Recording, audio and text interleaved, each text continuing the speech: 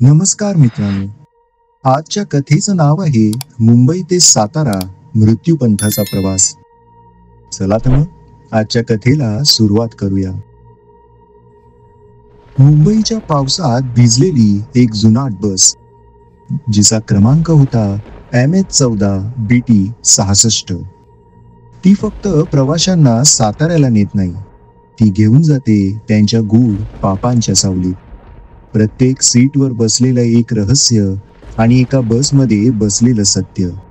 मृत्यू केवळ शेवट नाही, तो कधी कधी सुरुवात असतो.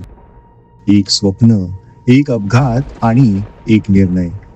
आदित्यचा प्रवास सुरू होतो एका भयानक सत्याच्या दिशेने, जिथे प्रत्येक थांबा म्हणजे न्याय. कोण आहेत हे प्रवासी आणि का आहे ही बस फक्त त्यांच्यासाठीच? पश्चाताप करता येतो, पण त्याची किंमत किती? सावध व्हा, ही कथा उघडतेय एक अशा जगाची दारं जिथे मृत्यूला स्वतःचे नियम आहेत. तुमचं नाव या यादीत नाही ना? मुंबईत रात्रीचे 11:15 वाजले होते. तुफान पाऊस आणि विजांच्या कडकडाटामुळे मुंबईच्या रस्त्यांवर फारसं काही चालत नव्हतं.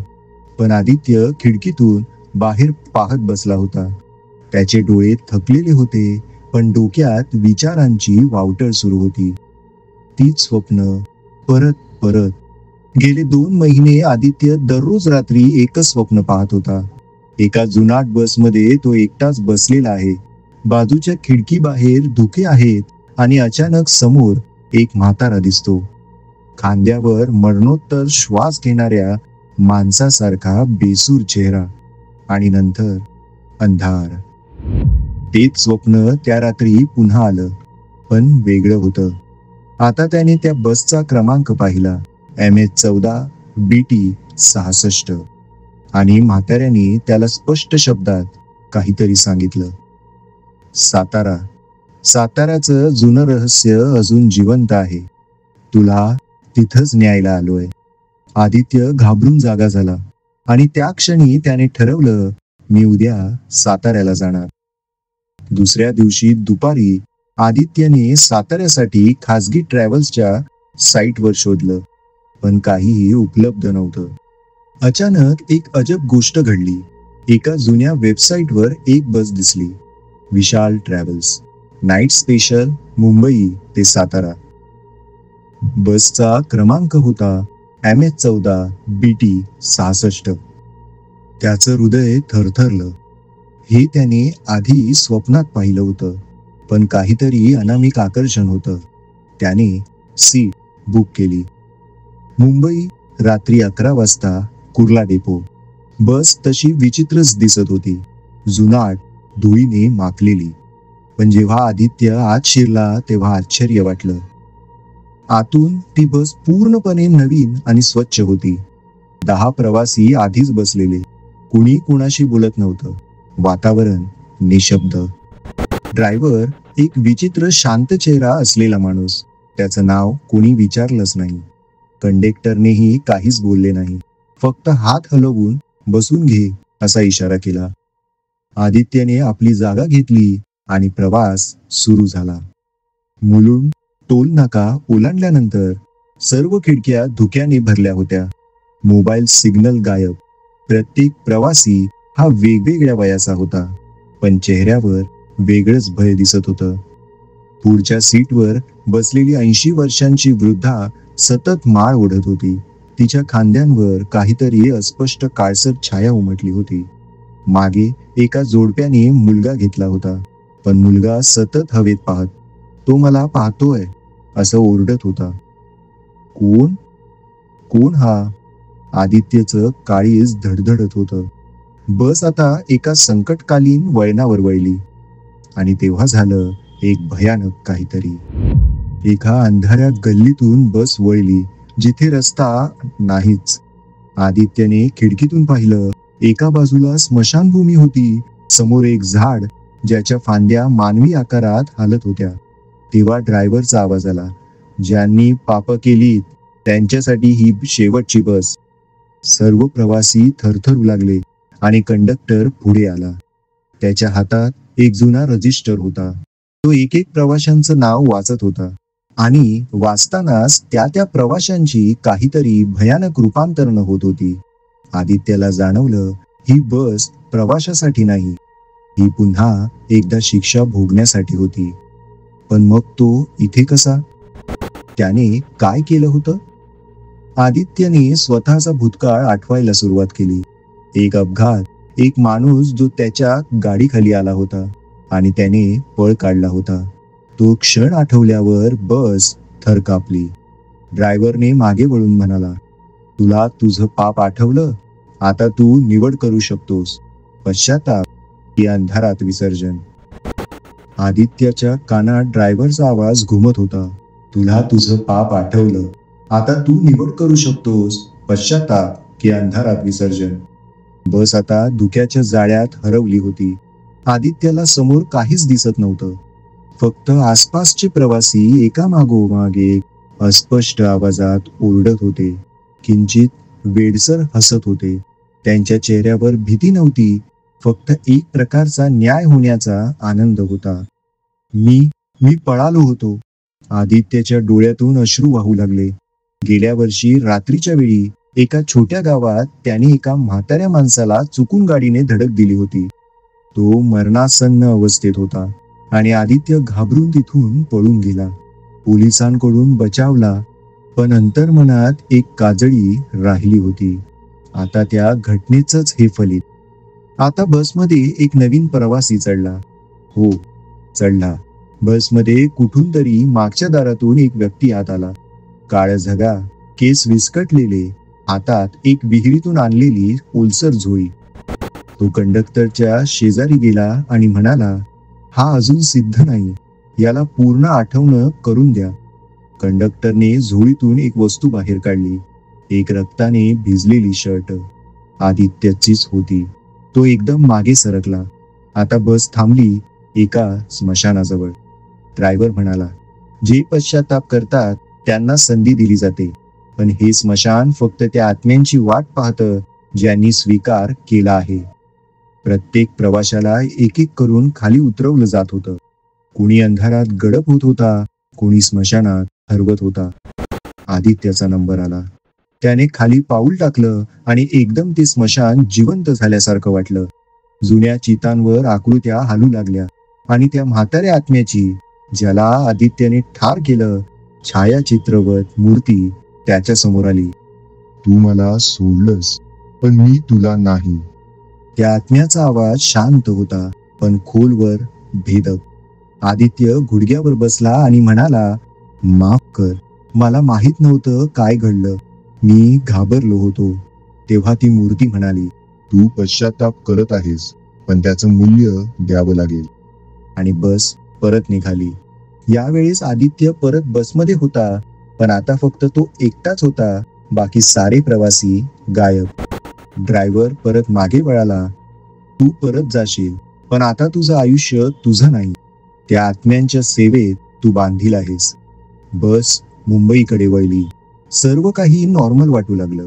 मोबाईल सिग्नल आलं. रस्त्यावरचे दिवे दिसू लागले. मुंबई, सकाळी 6:30 वाजता. आदित्य कुर्ला डेपोवर उतरला. सगळं तसंच, पण आता तो पूर्ण बदललेला होता. डोळ्यात भीती नव्हती, पण एक विचित्र शांतता होती. त्याच्या खिशात एक चिठ्ठी होती. तू जगतोयस, पण आता आमच्यासाठी. पण खरी गोष्ट तर पुढे सुरू होते. त्याच्या मोबाईलवर एक मेसेज आला. MH14 BT 66 आज रात्री पुन्हा निघणार आहे. नवीन प्रवासी शोधले आहेत.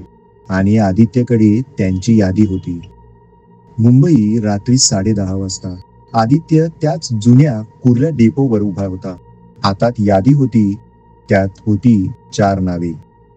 एक होता कॉलेज स्टुडंट रिया पाटील, एक मध्यमवयीन बिझनेसमॅन विनायक गवस, एक वृद्ध स्त्री कमलाबाई जोशी आणि एक ट्रॅव्हल ब्लॉगर राजदीप खराडे. त्या 4 जणांनी निवड कोणत्या आधारावर झाली हे आदित्यला माहिती नव्हतं, पण आता त्याचं काम स्पष्ट होतं. या बसच्या प्रवाशांची यादी घेऊन योग्य वेळी योग्य जागी पोहोचवणं. मृत्यूच्या प्रवासावर. त्या रात्रीची बस MS-14 BT-66 परत आली. ही बस नेहमी सारखीच वाटत होती, पण आत गेल्यावर तसंच धुकं, तशाच जुन्या सुगंधाचा वास आणि कंडक्टरची तीच जळलेली नजर. कंडक्टर हसत म्हणाला, हे प्रवासी विशेष आहेत. त्यांच्यासोबत काही वेगळंच घडणार आहे. आदित्यला ते समजत नव्हतं, पण त्याचं अंतर्मन थरथरत होतं. प्रवासी एक एक करत बसमध्ये चढले. रियाने विचारलं, ही काय वेळ ॲम्बियन्स आहे? शूटिंग बस वाटते. राजदीपने लगेच त्याचा गोप्रो ऑन केला. विनायक गवस शांत होता. त्याच्या चेहऱ्यावर दडलेली अस्वस्थता स्पष्ट होती. कमलाबाईने फक्त एकदा वर पाहिलं आणि हात जोडले. हे बस पुन्हा तुला पाहायचं नसेल. बस निघाली. रात्री 11:55 बस एका नोंद नसलेल्या घाट रस्त्यावर वळली. रियाचा मोबाईल अचानक बंद पडला. राजदीपचे गोप्रो फ्रीज झाले. विनायक काचेबाहेर बघत होता. तिथे एक जुनी वाड्याची चौकट दिसत होती, पण ती मागच्या मागे सरकतच नव्हती. कमलाबाई डोळे मिटून जप म्हणत होत्या. तेव्हाच बसमध्ये लाईट फ्लिकर झाला आणि आवाज आला, एक जण पाप विसरला आहे, एक जण पाप लपवत आहे आणि एक जण इतरांचे पाप विकत घेत आहे. पहिला थांब रियाचा. बस एका जुन्या कॉलेज बाहेर थांबली, पण हे कॉलेज भूतकाळातलं होतं. रिया उतरली आणि तिला तिच्या मैत्रिणींच्या आकृत्या दिसू लागल्या. ती त्या मागे धावत गेली, पण अचानक तिच्या समोर एक लिफ्ट दिसली, जिच्यातून ती खाली खूप खोल एका खोलीत गेली. त्या खोलीत एका मुलीचा आत्मा होता. माझ्या आत्महत्येला तू कारणीभूत होतीस रिया. आता इथून सुटका नाही. दुसरं खांब विनायक गवस. बस एका जुन्या कारखान्यासमोर थांबली. विनायक उतरला आणि समोर एक पेटलेली फाईल. त्या फाईलमध्ये त्याच्या भ्रष्ट व्यवहाराचे पुरावे होते आणि त्यांच्या कंपनीत आत्महत्या केलेल्या मजुरांची नावे. एका मजुराचा आत्मा पुढे आला आणि म्हणाला, तुझ्या लालसेने आमच्या जीवाचे नुकसान केलं. आता तू आमच्या वेदना जग. विनायक खालीच कोसळला. तिसरं खांब राजदीप खराडे. तो ब्लॉगर होता, पण त्याचं सत्य हे होतं की तो गरीब गावकऱ्यांवर भयपट तयार करून खोटं दाखवत होता. त्याच्या एका शूटमध्ये एका खऱ्याखुऱ्या आत्म्याने चेतावणी दिली होती आणि त्याने ती टाळली. आता बसने त्याला त्या गावातच नेलं. गावकऱ्यांचे आत्मे त्यांच्या भोवती जमले. तू आमचं दुःख, आमचं भय हसण्यासारखं केलंस. आता तुझी भीती खरं होईल. आदित्य शेवटचा राहिला. ड्रायव्हर मागे वळाला. आता तू ठरव, याचं काय व्हावं? आदित्य थक्क झाला. मी कसं ठरवू? कंडक्टर म्हणाला, तू आता फक्त यादी वाहून नेत नाहीस, न्याय देतोयस. कमलाबाईंचा आवाज ऐकू आला, हे परमेश्वरा, तू न्याय कर.